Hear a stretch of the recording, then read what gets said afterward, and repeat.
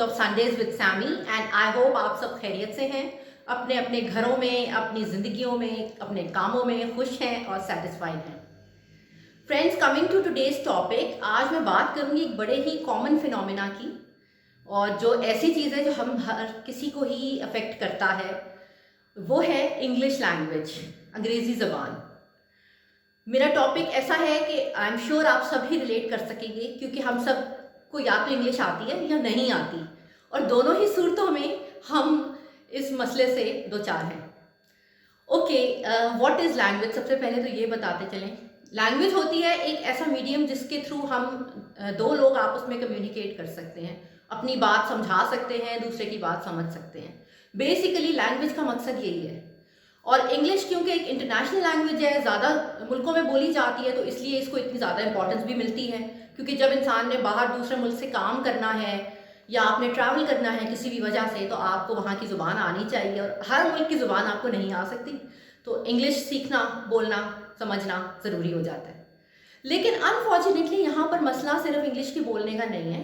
ये लोग इसको सिर्फ एक मीन्स ऑफ कम्युनिकेशन नहीं समझते, बल्कि हमारे यहाँ देखा जाता है कि लोग इंग्लिश को सामने वाले को जज करने का एक स्टैंडर्ड, एक बेंचमार्क समझते हैं कि किसी को अगर इंग्लिश बोलनी आती है तो वो इंटेलिजेंट भी होगा, वो पढ़ा लिखा भी होगा, वो सक्सेसफुल भी होगा, वो स्टाइलिश भी होगा, वाह क्या ज़बरदस्त कमाल की इंग्लिश वो बोल रहा है, एंड वो रिच भी होगा, बिकॉज ये सारा कुछ उसने अचीव किया है, तो उसके पास उसके लिए बैकिंग फाइनेंस भी होंगे।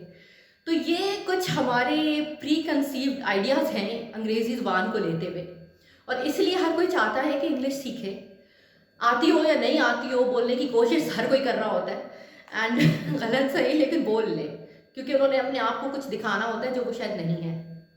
अब यहाँ पे मैं सोचती हूँ रियली सैड, बहुत ही अफसोस की ये बात है, क्योंकि हमारा अपना जो कल्चर है, हमारा पास्ट जो है, हमारी रूट्स जो हैं, वो अपने आप में इतनी रिच हैं, और ये जितने भी इंग्लिश स्पीकिंग ममालिक हैं उनसे कहीं पुरानी हमारी हिस्ट्री है, और हमारे जो एसेट्स हैं, हमारे लिटरेचर, हमारा आर्ट, हमारी पोइट्री, ये सारा कुछ जो है वो एक्सट्रीमली चेरिशेबल है, हमें उसको इज्जत देनी चाहिए। हमने उसकी कदर की नहीं अनफॉर्चुनेटली। आजकल जब लोग पढ़ाइयों की बात करते हैं तो मेरे ख्याल से उर्दू बेचारी सबसे पीछे आ जाती है। स्कूल में भी जो है ना, बच्चे को उसके लिए इतना नहीं पढ़ाया जाता। ठीक है, उर्दू का एक पीरियड होता है, और वो भी अक्सर टीचर्स की शिकायत आती है कि जी आपका बच्चा सबसे कमज़ोर उर्दू में ही है, ना उसको लिखना आता है, या अगर लिखना आता है तो उसको बोलने में प्रॉब्लम है, उसकी प्रोनाउंसिएशन गलत है। तो मैं सोचती हूँ इससे ज़्यादा अफसोस की बात क्या हो सकती है यार, कि हमारा अब जो अपने एक लैंग्वेज है हमें वही नहीं आती, हमारे बच्चे वहीं पे आ जाके अटक रहे हैं। तो इससे ज़्यादा what could be more depressing for any parent. But unfortunately हम लोग इस बात को समझ नहीं रहे। मैं इसमें अपने आप को भी इंक्लूड करूँगी कि हमारे घरों में अब ये होता है कि जी बच्चा पैदा हुआ तो सबसे पहले जी उसको इंग्लिश बोलना सिखाना शुरू हो जाते हैं बच्चे। पेरेंट्स जो हैं आपस में जो भी बोल रहे हो, बच्चे के साथ दोनों माँ बाप इंग्लिश बोल रहे होते हैं। अब इसकी क्या ज़रूरत है? आई फेल टू अंडरस्टैंड, क्योंकि बच्चे ने जब दुनिया में बाहर जाना है तो उसने तो इंग्लिश ही बोलनी है, वो सीख ही लेगा बेचारा। आप घर में जो बोल रहे हो उर्दू या जो भी आपकी ज़ुबानें हैं, आमतौर पे घरों में हमें या तो उर्दू आती है या हमारी रीजनल जो लैंग्वेजेस है पाकिस्तान के हिसाब से, चारों सूबों की जो ज़ुबानें हैं उसमें से जहाँ से भी आपका ताल्लुक़ है, मुमकिन आपके घर में वो बोलना जाता हो, वरना इंग्लिश है। तो इंग्लिश ऐसी चीज़ है जो बाहर जाकर आ जाएगी, तो आप अपनी उर्दू पे या अपनी रीजनल लैंग्वेज पे अगर घर पे रहते हुए फोकस ज़्यादा करें तो मैं समझती हूँ इट्स बेटर। मैं तो टाइम टू टाइम कोशिश करती हूँ अपने बच्चों को उर्दू में भी बात करूँ और पंजाबी में भी बोलूँ, क्योंकि मुझे याद है when we were growing up तो हमारे माँ बाप तो हमसे उर्दू, इंग्लिश, पंजाबी तीनों में बात करते थे, और कभी हमें ये नहीं जताया गया कि इंग्लिश ज़्यादा सुपीरियर है तो बेटा प्लीज़ इंग्लिश बोलना सीख लो वगैरह वगैरह। तो हमारे लिए बड़ी नेचुरल सी बात थी कि अगर हमें घर में बोली हुई ज़ुबान समझ में आ रही है तो बड़ा अच्छा है। लेकिन अनफॉर्चुनेटली आजकल के बच्चों को नहीं समझ आ रही होती, और इंग्लिश का तो ये हाल है कि मैं कहूँ पैदा होने से लेके ना माँ बाप को मसला पड़ जाता है इंग्लिश की तरफ जाने का। घर में बोलेंगे, उसके बाद इंग्लिश मीडियम स्कूल में डालने की फिक्र में लग जाएंगे, और वो भी ऐसा स्कूल जी जो 10 लोगों से पूछेंगे कि वहाँ की अंग्रेज़ी तो अच्छी है ना, वहाँ की पढ़ाई का क्या स्टैंडर्ड है, वहाँ के टीचर्स कैसे हैं, वो बात की बात है। लेकिन सबसे पहले parents would like to know कि यहाँ की इंग्लिश कैसी है। भाई वहाँ पे बच्चे को इंग्लिश तो आ जाएगी ना, बाकी तो हम देख लेंगे, इंग्लिश तो आ जाएगी। ओके, उसके बाद जब आप उसको सीनियर लेवल पे लेके जाएंगे तो भी इंग्लिश साथ साथ चलेगी, उर्दू पीछे पीछे घिसटेगी उसके साथ एक सब्जेक्ट के तौर पे। फिर जब आप उसको कॉलेज में लेके जाएंगे, यूनिवर्सिटी में जाएगा वो बच्चा, तो वहाँ भी उसकी सिलेक्शन इन्हीं बेसिस पे होगी कि उसकी इंग्लिश अच्छी है, वो उसके नंबर्स क्या आए होंगे या उसके बाकी स्कोरिंग पॉइंट्स क्या हैं उस स्टूडेंट के, वो बात की बात है। लेकिन अगर वो इंटरव्यू में ठीक से बात नहीं कर पाया इंग्लिश में ना, तो वहीं पे ना सेकंड थॉट्स आ जाएंगी आपके इंस्टीट्यूट वालों को कि उसको लेना है या नहीं लेना ऑन बोर्ड। फिर जब वो प्रेजेंटेशंस करेगा, उसको काम आता भी होगा, सब कुछ आता होगा, लेकिन उसको जब तक बोलना नहीं आएगा ना तो वो खामोश रहेगा। अब स्कूल्स, कॉलेजेस, यूनिवर्सिटीज़ में मोस्टली ये होता है कि जी इंग्लिश में प्रेजेंटेशन देनी है, तो अगर किसी को क्लास में आंसर आता भी है लेकिन उसको इंग्लिश ठीक से नहीं आती ना, तो बेचारा बच्चा हेजिटेट करेगा बात करने में, प्रेजेंटेशन में वो लड़खड़ाएगा, बोला नहीं जाएगा उससे। हालांकि उसको बैकग्राउंड में सारा काम आता होगा, उसने पढ़ा होगा, उसको समझ भी आ गई होगी, लेकिन if he couldn't express himself in the acceptable medium which is English, तो वो जाहिर है उस तरह से बेचारा अपने अपनी अचीवमेंट्स को जो है वो हाईलाइट नहीं करवा सकेगा। ठीक है, जब पढ़ाई ख़त्म हो जाए उसके बाद जॉब पे आ जाते हैं। जॉब पे अगेन वो कितना भी कॉम्पिटेंट हो, कितनी बड़ी डिग्रीज वो लेकर आया हो, लेकिन इंटरव्यू में उसको इंग्लिश आनी ज़रूरी है।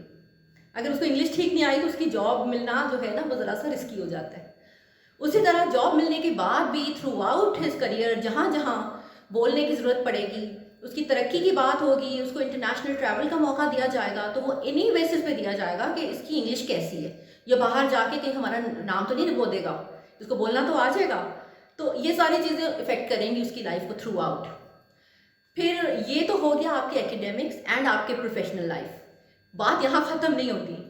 यहाँ तक मैंने देखा गया है कि जी लोग पर्सनल रिलेशंस में, दोस्तियों में, अगर आपने किसी क्राउड के साथ मिलना जुलना है तो आप ये चाहेंगे कि जी वो टॉप क्राउड हो। टॉप क्राउड क्या होता है?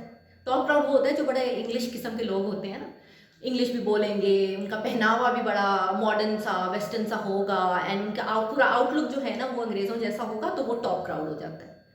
अब ये मैं समझती हूँ कुछ हद तक हमारा भी कसूर है, कुछ हद तक हमारे बड़ों का भी कसूर है, क्योंकि जब अंग्रेज़ों की हुकूमत रही है इंडिया पाकिस्तान पे, और बाय द वे यही कंट्रीज ज़्यादा जो है ये इंग्लिश पने से अफेक्ट हुई हैं, इंडिया, पाकिस्तान, बांग्लादेश, श्रीलंका, वो सारी कंट्रीज जो कभी ना कभी ग्रेट ब्रिटेन का हिस्सा रह चुकी हैं या किसी तरह से उनके इन्फ्लुएंस में रह चुकी हैं, आज वही सारी कंट्रीज हैं जो इंग्लिश के पीछे भाग रही हैं।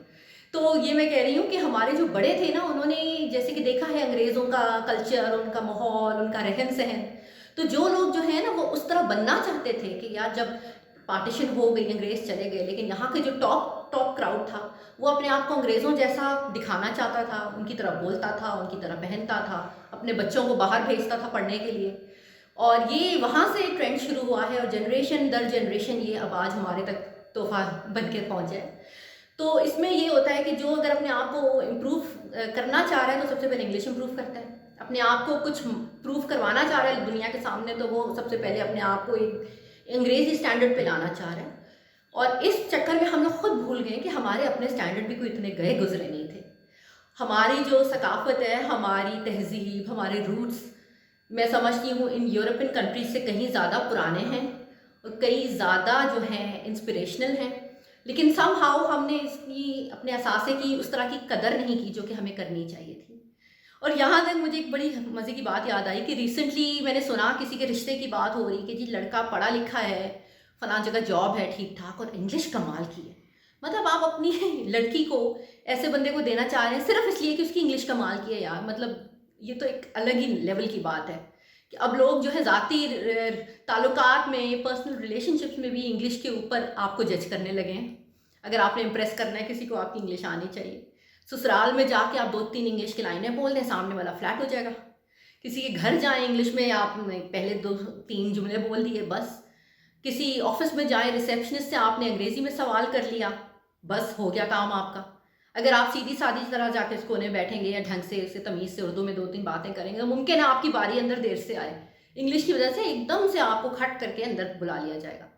तो ये पूरा कल्चर नीचे से लेके ऊपर तक इसी तरह है, और इसमें गलती सिर्फ एक शख्स की या एक जनरेशन की या एक इंस्टीट्यूशन की नहीं है, ये हमारे ज़िंदगियों में एक रजा बसा हुआ फिनोमेना है, जनरेशन दर जनरेशन।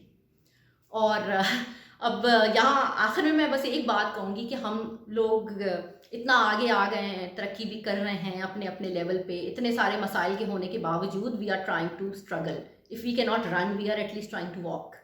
लेकिन लेकिन जैसे कि एक सिंपल सी बात यहाँ पर आ जाती है कि कई साल पहले हमने अंग्रेज़ों को निकलवा दिया, अंग्रेज़ों को तो हमने हरा दिया, लेकिन अंग्रेज़ी से हम लोग खुद हार गए। So we must do something about it, and if not at least we have to give it a thought कि हम लोग कहाँ जा रहे हैं, हमारा अपना कल्चर, हमारे अपने एसेट्स जो हैं, हम अपनी आने वाली नस्लों को किस तरह देंगे और दे भी पाएंगे या नहीं, that is to be seen. Okay friends, on this note I would like to end my today's talk, and next week हम फिर मिलेंगे किसी फ्रेश टॉपिक के साथ। And till then, look after yourself, take care, keep smiling, and always be positive. This is Samar Ghulam Ali signing out. Allah Hafiz. Bye.